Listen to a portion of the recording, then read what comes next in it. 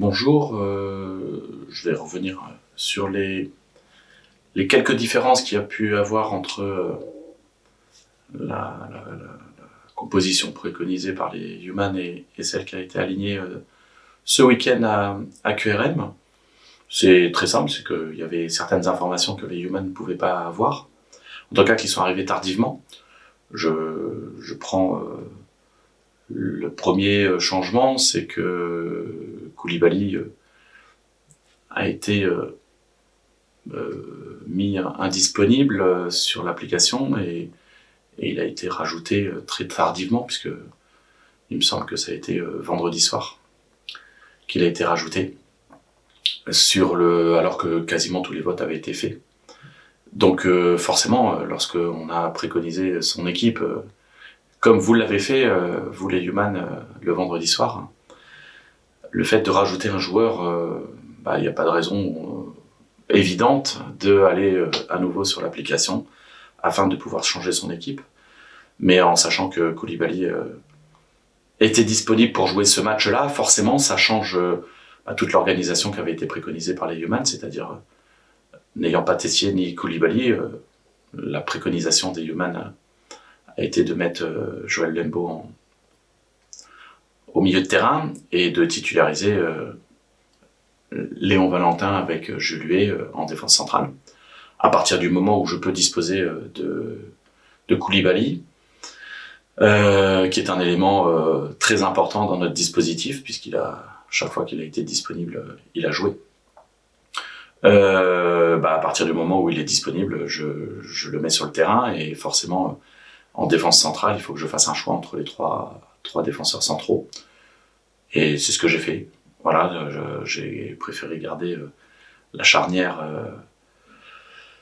Jules Huet, Joël Lembo, qui a donné satisfaction. Et voilà, c'était dans ce sens-là, en tout cas pour ce choix-là. Mais forcément, un choix qui arrive tard ne peut pas être changé. Et c'est exactement la même chose pour Anthony Diacono qui était préconisé titulaire et Jean-Marc Hachis remplaçant. Suite à l'entraînement de vendredi, le genou de Anthony a énormément gonflé.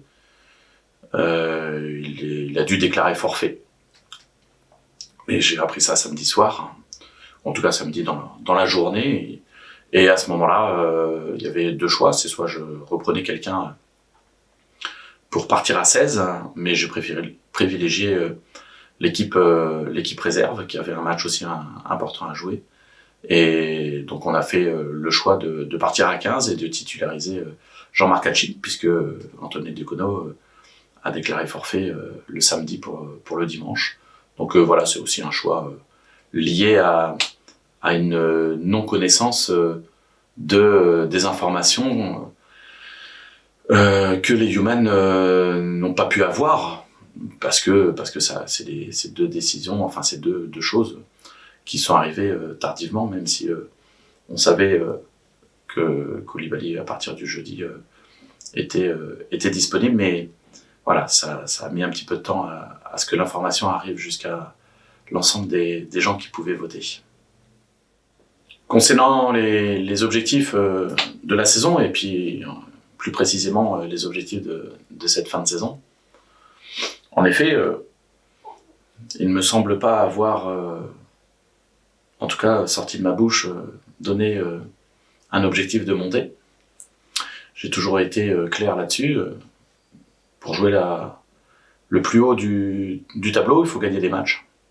Et force est de constater que notre mois de février, on l'a dit, mais on y reviendra, je pense que sur une autre question. Et on avait des matchs importants, Quevilly, Oissel et Le Havre, puisque Le Havre arrive le 1er avril, c'est-à-dire tout le mois de mars. Et même si la semaine dernière on a grappillé, la semaine précédente on avait grappillé 2 points sur Vire, il fallait qu'on garde, on n'avait plus le droit à l'erreur pour garder d'une part l'écart et d'autre part se dire dans les 5 dernières journées il y aura peut-être des choses qui pourrait être joué. Au vu du résultat négatif qu'on n'a pas pu ramener de Quevilly, force est de constater que les objectifs, en tout cas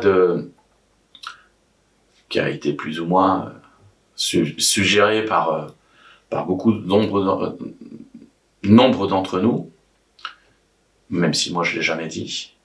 Mais cet objectif, il est pas le mien en tout cas reste toujours valable, c'est-à-dire de gagner le plus de matchs possible. Il nous reste encore beaucoup de matchs. L'objectif, c'est de gagner beaucoup de matchs. Et chaque match doit être gagné. Donc, moi, je change pas d'objectif. Bien entendu, l'ambition de beaucoup de monde à une certaine époque où l'équipe a eu l'occasion de jouer les yeux dans les yeux avec Vire, qui est certainement la meilleure équipe, et ça le prouve, puisqu'entre 19 journées, ils ont perdu qu'une fois. Et ils ont 10 points d'avance sur le deuxième, donc voilà, ça montre la supériorité sans contestation de Vire. Bah, nous, aujourd'hui, si on veut parler d'objectifs, ou en tout cas de recentrer les objectifs, c'est toujours de gagner toujours le maximum de matchs afin de pouvoir être sur le podium. Voilà, ça sera malgré tout une bonne saison. Ça serait en termes de classement, ça conforterait, ou en tout cas ça confirmerait la bonne saison. On a eu une équipe qui est devant nous largement, sans contestation, et puis derrière il y a 3 équipes qui se battent pour les places d'honneur. Notre objectif, ou en tout cas le mien, reste toujours identique: gagner le plus de matchs possible afin de terminer sur le podium. Concernant le groupe, ou en tout cas la constitution du groupe et de l'effectif qui a été constitué à l'intersaison, d'une part, il a été fait tardivement, puisque mon arrivée est arrivée tardivement. On a raté quelques opportunités, mais on a constitué un groupe qui nous permettait de pouvoir jouer dans un système qui a fait ses preuves. À partir du moment où on a que tout le monde joue le jeu, tout le monde se mette dans un esprit de compétition. On l'a montré, je dirais jusqu'à début décembre, on va dire ça comme ça.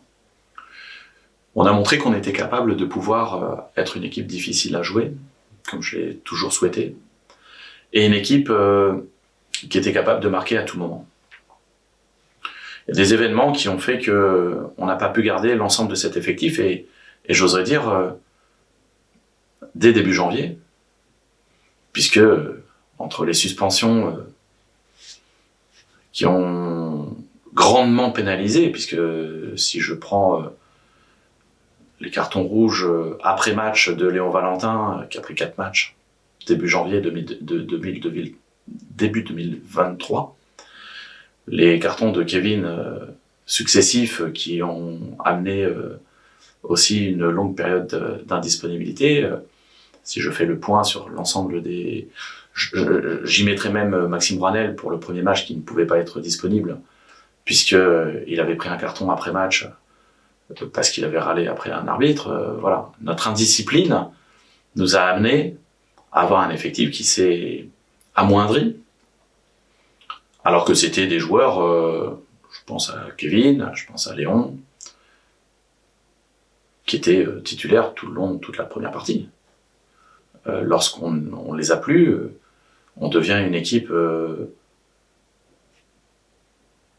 avec quelques blessures aussi, des méformes, comme Emilien Cramoisin qui a été embêté aussi, des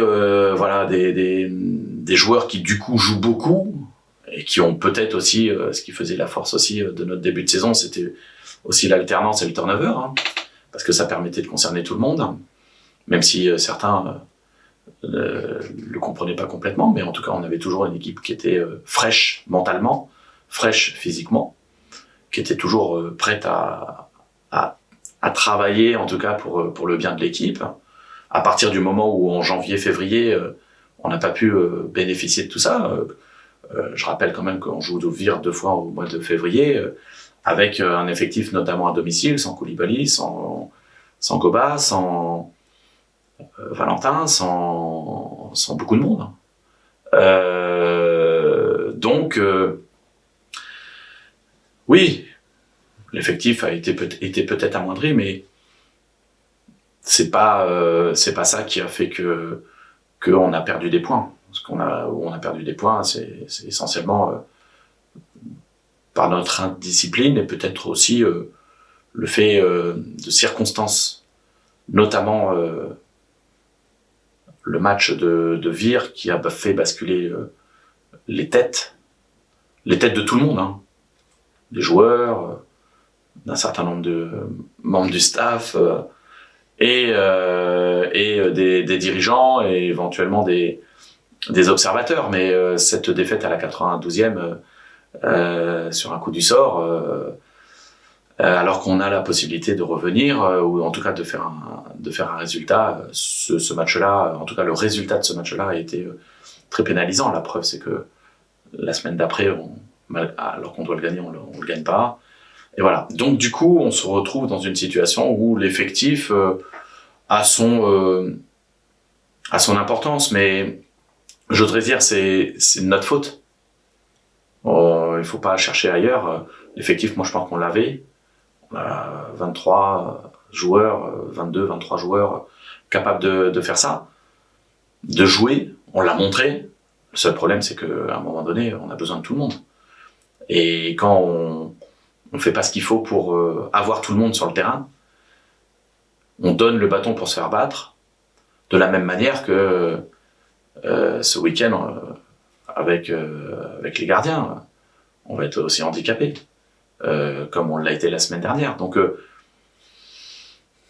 moi je fais avec l'effectif que j'ai chaque week-end, mais je trouve malgré tout que sur l'ensemble de la saison, Vire a été beaucoup plus discipliné. Ils ont pris des cartons rouges, ils ont eu des suspendus, ils ont eu des blessés, bien entendu, mais pas en allant chercher des cartons et d'avoir des longues suspensions parce qu'on a râlé à la fin d'un match. Donc c'est les aléas d'une saison. Je pense que comme au rugby, hein, quand on est indiscipliné, on prend des pénalités, on prend des points. Bah là, on a été indiscipliné par moment et on n'a pas pu bénéficier de l'ensemble de nos forces pour pouvoir gérer février-mars, qui était un mois important, 2 mois importants, en tout cas en termes de résultats. Parce que finalement, on n'est pas si loin, mais puisqu'on était à 7 points avant le match de Quevilly, il y avait encore éventuellement des possibilités.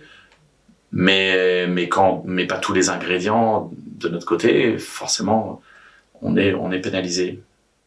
Concernant l'analyse du match de ce week-end contre QRM, bien sûr, je suis déçu du résultat, mais si on voit la prestation qu'on a faite et la prestation de QRM, il est complètement logique que le score soit dans ce sens-là. On n'a jamais senti une équipe, en tout cas de notre part, être capable de pouvoir lutter dans l'intensité, dans l'agressivité, dans la combativité, dans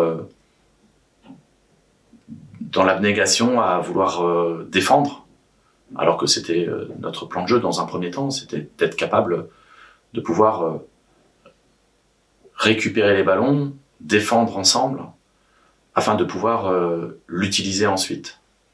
Parce qu'on savait que c'était une équipe qui, d'une part, est très forte. Moi, ce que j'avais dit avant le match, que c'est certainement l'équipe qui nous avait le plus impressionné, en tout cas m'avait plus impressionné sur les matchs allés. Et ça s'est confirmé à partir du moment où on laisse jouer suffisamment facilement une équipe qui a du talent. On arrive toujours en retard, on a toujours des décalages. Et en plus de ça, ils y ont mis beaucoup d'agressivité sur le porteur du ballon. Donc nous, n'étant pas dans le rythme, et on l'a jamais été, il était difficile d'aller chercher un résultat. Alors c'est pas faire offense à QRM par rapport à leur prestation, parce qu'ils ont fait le match qu'il fallait. Ils étaient dans l'intensité, ils étaient dans les duels, ils ont gagné les duels, ils étaient sur le porteur du ballon pour nous empêcher de jouer vers l'avant, et ils ont été dans l'organisation, dans les replacements, dans les efforts individuels et collectifs. Et en plus de ça, ils ont du talent lorsqu'ils sont en possession du ballon, et notamment beaucoup de vitesse, avec des joueurs qui ont pris, notamment sur les côtés, qui ont pris la vitesse. Donc à partir du moment où nous, en effet, je suis complètement d'accord avec l'analyse de Seken, c'est que ça a été un point essentiel à notre non-performance de ce week-end, c'est-à-dire l'agressivité, la combativité, le fait de cadrer le porteur, d'être agressif dans le bon sens du terme, d'arriver toujours en retard, mais ça c'est individuellement et collectivement, parce que il suffit qu'on soit pas complètement ensemble. Et on l'a vu sur quelques matchs aussi. Dès qu'on n'est plus ensemble, dès qu'on fait plus les efforts ensemble, dès qu'on n'est plus une équipe. Et j'ai pas senti ce week-end qu'on était complètement une équipe. On était une association de joueurs. Et on arrivait toujours un petit peu en décalage, en retard. Alors je dis pas qu'on n'avait pas d'envie, mais en tout cas cette envie ne s'est pas concrétisée par une organisation qui nous permette de pouvoir récupérer les ballons dans de bonnes conditions, ensemble. Donc oui, c'est une déception sur ce côté-là, parce que on n'a pas fait le match qu'il fallait. On était endormis, et on n'a jamais senti une espèce de rébellion collective. On a senti des joueurs qui ont fait des efforts, et voilà, je le nie pas, mais de façon désordonnée et de façon désorganisée. Et du coup, on a donné beaucoup de facilité à une équipe de QRM qui en avait pas besoin.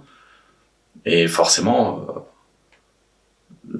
ça s'est concrétisé par un résultat négatif pour nous.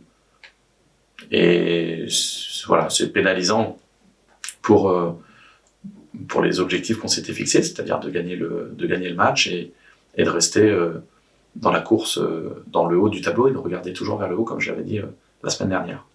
Concernant les blessés, les indisponibilités, ça va être vite fait. On a toujours Arthur Maru qui sera indisponible jusqu'à la fin de saison, et je crois que tout le monde l'a bien compris.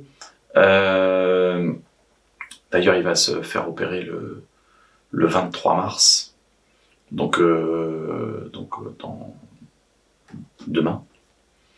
Et puis après il entamera une longue indisponibilité, entre 6 et 8 mois avant de pouvoir retrouver les terrains. Concernant Anthony Decono, on a vu qu'il n'a pas pu jouer ce week-end avec son genou, et c'est un problème de ligament interne suite à il y a quelques années, où l'année passée, quand il s'était fait opérer des croisés, ils avaient vu que le ligament interne était aussi un petit peu touché. Ils n'ont pas fait de choses durant l'opération pour éviter de faire deux choses en même temps. Et donc là, il s'est ressenti de cette douleur. Son genou a triplé de volume suite à l'entraînement, alors qu'il a fait l'entraînement quasi normal. Mais donc voilà, on attend des examens complémentaires et une décision du docteur, mais on peut penser que il sera complètement indisponible, en tout cas pour ce week-end, et vraisemblablement pour d'autres week-ends. Mais j'attends le retour du doc un petit peu plus précisément pour connaître un petit peu les délais d'indisponibilité. Concernant Zourab, il est sorti suite à une petite pointe au mollet qu'il avait ressentie durant le match. On a eu peur à un moment donné à ce que ça soit une élongation, et ainsi de suite. Plus de peur que de mal. Dès le lendemain, il avait plus de douleur. C'était plutôt une interprétation de ça, et plutôt des débuts de crampes qu'il a pu avoir, ou en tout cas un petit ressenti.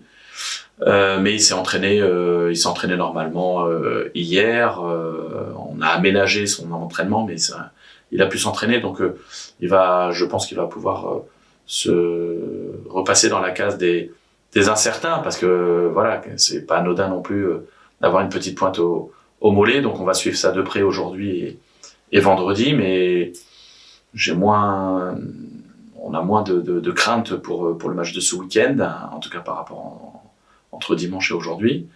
Et puis Malcolm, il a une petite délicatesse avec son talon, puisqu'il a une talonnade qui lui demande aussi un petit peu c'est pour ça que la semaine dernière, il a coupé toute la semaine. C'est aussi pour ça qu'il est sorti à l'heure de jeu, parce que c'était convenu qu'il joue une mi-temps, peut-être un peu plus, mais pour pas ressolliciter son talon, pour éviter de le perdre pour plusieurs semaines. Donc on a géré ça, et puis c'est surtout qu'il est actuellement en stage à Valenciennes, et que il va s'entraîner 2 fois aujourd'hui, certainement 2 fois mercredi, jeudi aussi, donc il va solliciter beaucoup son talon, et c'est pour ça qu'il est incertain, parce que forcément quand on est en stage, je vais pas dire cacher une douleur éventuelle, mais en tout cas forcer peut-être un peu plus que si on était dans son contexte habituel. Donc il faudra qu'on fasse un point avec lui, de savoir, au-delà de son stage et de la fatigue qu'il a pu engendrer pendant cette période-là, de voir si ça n'a pas réveillé une douleur inflammatoire à son talon. Donc c'est pour ça qu'il est incertain. On fera le point le vendredi à son retour de stage à Valenciennes. Pour parler du match de Wassel, qui va arriver très très vite, l'objectif restera toujours le même, c'est de gagner le match. Voilà, ça ne changera pas. Maintenant, pour gagner les matchs, il faut mettre des ingrédients, hein. Et on a vu que pour gagner des matchs, il fallait être organisé, il fallait être agressif sur le porteur, il fallait empêcher l'adversaire de jouer vers l'avant, il fallait être bien organisé pour être une équipe difficile à jouer, comme je le dis depuis le début de saison. Et quand on met pas les ingrédients, c'est ce qui se passe contre QRM, hein. Et on peut avoir la sensation d'avoir un potentiel supérieur, à la sortie on perd, hein. Donc l'objectif final, ça sera de gagner, mais le premier objectif, ça sera de retrouver une solidité défensive. On était une des meilleures défenses jusqu'au mois de décembre, et là on prend trop de buts actuellement pour pouvoir espérer gagner les matchs. Donc il faudrait qu'on marque 3 buts à chaque fois pour éventuellement penser à gagner. Donc il faut déjà retrouver une solidité. Et la solidité, c'est pas simplement de dire on va défendre et on va faire que défendre, et pour arriver à ne pas prendre de but et d'avoir des clean sheets, parce que c'est pas notre ADN. Et on l'a vu, on a fait que très peu de clean sheets depuis le début de saison, mais ça nous a pas empêché pendant très longtemps d'être la meilleure défense, ou en tout cas dans les meilleures défenses. Aujourd'hui, on fait plus les efforts suffisants défensivement dans l'organisation de l'équipe. On est moins sur le porteur du ballon, on laisse beaucoup plus l'adversaire s'exprimer, ce qui nous empêche de pouvoir récupérer les ballons, et on est forcément en danger. On est beaucoup trop loin sur les marquages, on est beaucoup moins attentif donc forcément cette semaine on reprend les bases, on reprend les fondamentaux qui font qu'une équipe est difficile à jouer, avec de l'agressivité sur le porteur du ballon, avec comme on a eu un très bel exemple avec Quevilly le week-end dernier, qui nous a empêché de jouer à tout moment, voilà, et sans faire un pressing très fort, simplement en mettant de la pression sur le porteur et de l'obliger à prendre des risques ou à faire des choses difficiles. À partir du moment où on retrouve ça, bien entendu, on va récupérer des ballons et on va pouvoir s'exprimer offensivement, parce qu'on a du talent. Il y a des joueurs de talent dans cette équipe, et on l'a montré, capable de marquer, capable de faire des différences. Donc ça devient l'équipe qui est capable de marquer à n'importe quel moment. Donc je reste toujours dans cet objectif, on va reprendre les bases afin de voilà, on va pas non plus jouer le match nul pour dire on a un peu de. Non, on va essayer de le gagner, essayer de faire en sorte que ce match-là, mais c'est des choses qui nous arrivent. On a toujours eu ces petites phases un petit peu difficiles durant les matchs. On l'a vu à Gonfreville, on a eu des moments de flottement. On l'a vu contre la SPTT, contre le R1, où on a eu 5-10 minutes de flottement. Contre QRM, ces moments de flottement ont été beaucoup plus importants. Parce qu'on n'était pas dans le rythme et on n'était pas sur le porteur. Donc, il faut retrouver déjà, dans un premier temps, cette envie, ensemble, de défendre, cette envie de récupérer les ballons, parce qu'on sait que quand on l'aura, on aura des possibilités, et on en a eu contre QRM, mais on en aura encore, je l'espère, contre Wassel. Donc, ça sera ça. Maintenant, avec toujours une équipe, avec les joueurs qui seront disponibles, et on essaiera de faire la meilleure équipe possible pour aller chercher un très bon résultat à Wassel.